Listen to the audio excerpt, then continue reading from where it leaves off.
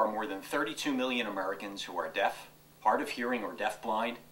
If you're a fire or life safety professional who's looking for grant opportunities to serve your community, you need to make sure that you're reaching this underserved population.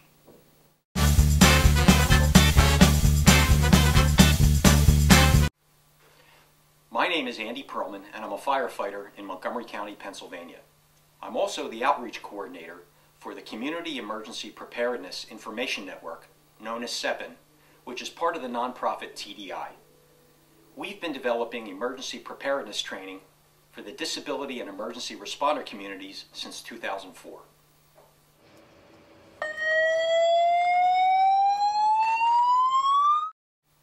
The fire service has done an excellent job in delivering life-saving smoke detectors to the people who need them. Unfortunately for people who are deaf, hard of hearing, or deaf-blind, these detectors don't meet their needs. The Federal Emergency Management Agency, through its United States Fire Administration Fire Prevention and Safety Grants, has taken a major step in addressing this significant gap. In the FP&S guidelines for 2010, the agency specifically states that programs that include alarm systems for deaf and hard of hearing Americans will receive priority consideration. With that being said, fire and life safety managers know that it's simply not enough to just provide these life-saving devices. The grant guidance says priority consideration will be given to organizations that provide both outreach and training to accompany its alarm system distribution programs. CEPIN can leverage its many years of experience in developing and delivering emergency preparedness training to deaf and hard of hearing audiences for you. Providing those accommodations cannot fundamentally change the way a company or an agency does business or put. Our Fire Safety for Deaf, Hard of Hearing, and Deaf-Blind program is a 3-hour workshop that focuses on building the collaborative efforts necessary to make distribution programs successful.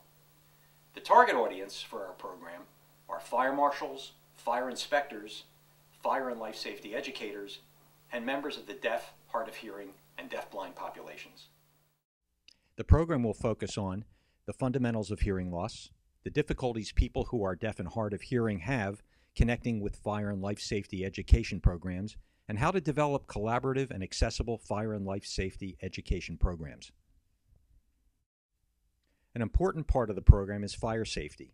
We'll identify specific fire threats for deaf and hard of hearing populations, and we'll discuss specific challenges faced by deaf, hard of hearing, and deaf-blind people in connecting with their 911 systems, and we'll demonstrate best practices in presenting an accessible fire prevention and safety program to those that are deaf, hard of hearing, and deaf-blind.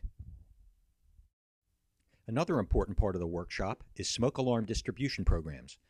We'll discuss benefits and limitations of existing alarm notification systems for people with hearing loss, and we'll talk about general guidelines for deaf and hard of hearing audiences regarding installation and maintenance of the alarm systems being distributed. Take advantage of this new focus on an underserved population by contacting us at firegrant@cepintdi.org to receive cost information and sample wording for your grant submissions. Remember, the FP&S application deadline is February 4th, so please get in touch with us soon. Thank you.